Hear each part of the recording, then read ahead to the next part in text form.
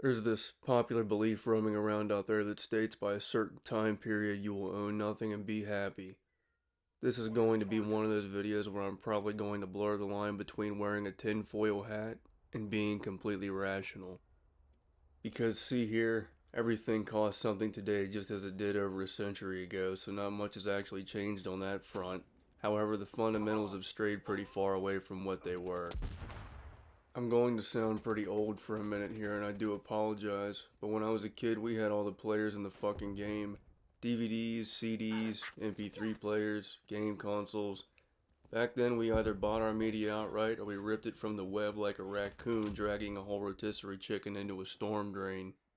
And there was something beautiful about that, because after the transaction, or the early internet purge, that shit was ours and there was no mistaking it. You bought a DVD, you owned the DVD. You bought a game, you owned that game. You bought a CD, you could listen to the same 12 songs until the disc looked like somebody practiced ice skating on it. As long as you took care of it, nobody really had anything else to say. There wasn't a monthly meeting between you and your copy of Shrek 2 because the stakeholders were displeased. Now, obviously, you can still purchase physical media today. That's not really the point of the video. The point is that in the years of the yesterdays, it was completely normal. Everybody had these fuckers lying around their house and they got their use out of them too.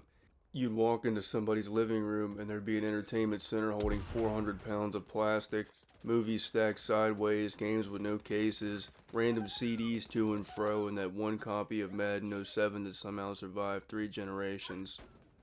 And nobody really questioned it. That was just the ecosystem we abided by.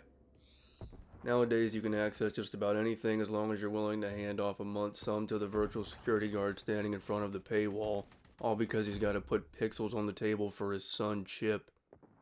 And some of you might hear all this and think, well, yeah, but streaming is convenient, you fucking lard ass. And you'd be right, good buddy. That's what makes this whole thing annoying. It's painfully convenient. I can press 3 buttons and watch a movie I forgot existed while lying horizontally with absolutely no intention of improvement, and that's fucking incredible. But convenience has slowly convinced us that access and ownership are basically the same things, and they're not. They're maybe distant cousins at best. You know, the kind you see at a funeral and spend 10 minutes trying to figure out if you're related, or if that's just somebody who wandered in for the potato salad. When you own something, you have it. When you subscribe to something, you have permission to look at it for a little while, and that is a very different relationship. You're basically renting the visitation rights to entertainment. And there is a subscription for nearly everything today.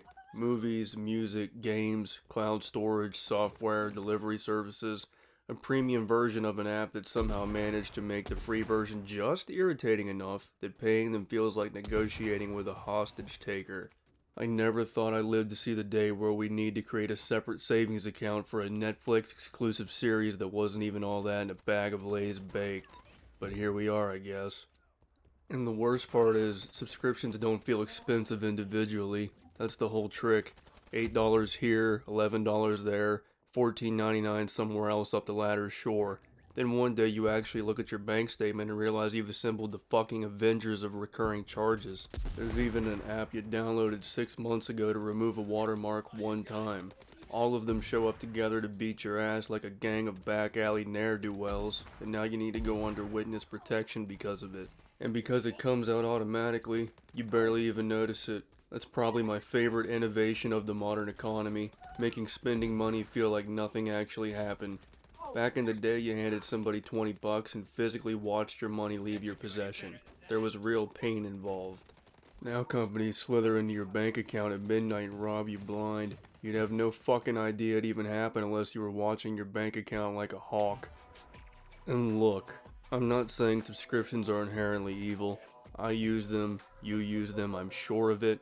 Your grandmother probably has Peacock for reasons unknown. The problem starts when subscriptions stop being an option and start becoming the default way we interact with absolutely everything.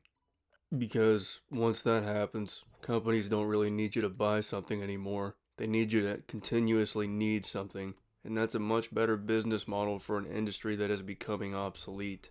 Why sell the little guy a thing once when you can sell the big fella access to the thing every 30 days until one of you dies? That is objectively a better deal for them, and this mentality is spreading into places where it starts getting a little strange.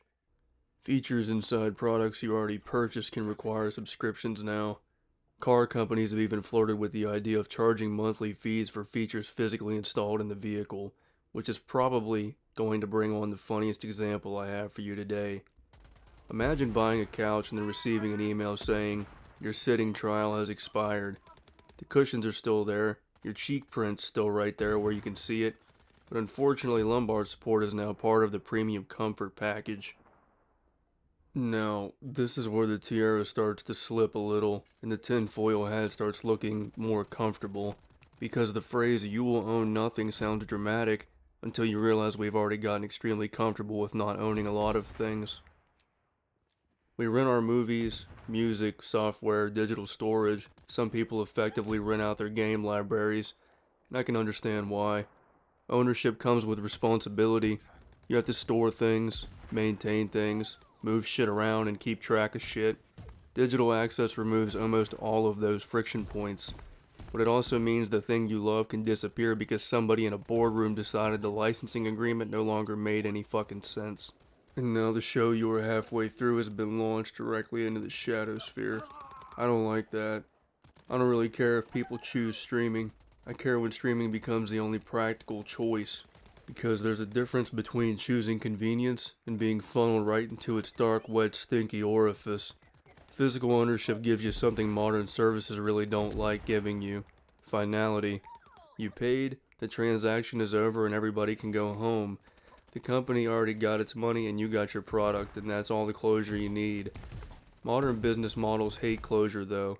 They want an ongoing situationship that includes oral and butt stuff. Listen to me, brother. They want notifications, renewals, upgrades, premium tiers, loyalty programs. They want to know your birthday so they can bug you on your special day. Why are we building a life together? And maybe this entire video is just me slowly transforming into somebody's grandfather. Maybe 20 years from now I'll be sitting on my porch holding a Blu-ray copy of The Dark Knight Rises, telling neighborhood children about the ancient concept of buying something once. They'll stare at me like I survived the fucking Bronze Age, but I do think there's something worth preserving here. Not everything needs to become a service.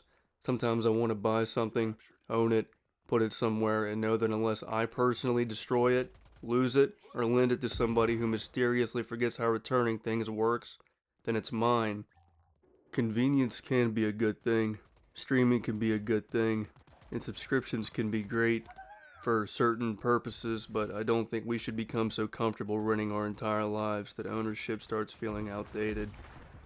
I don't need to own everything. I just really want the option to, and I hope that that's something that stays around for decades to come. But with all that being said, I'm going to let the gameplay lead you out on this one. I'll see you guys in the next one.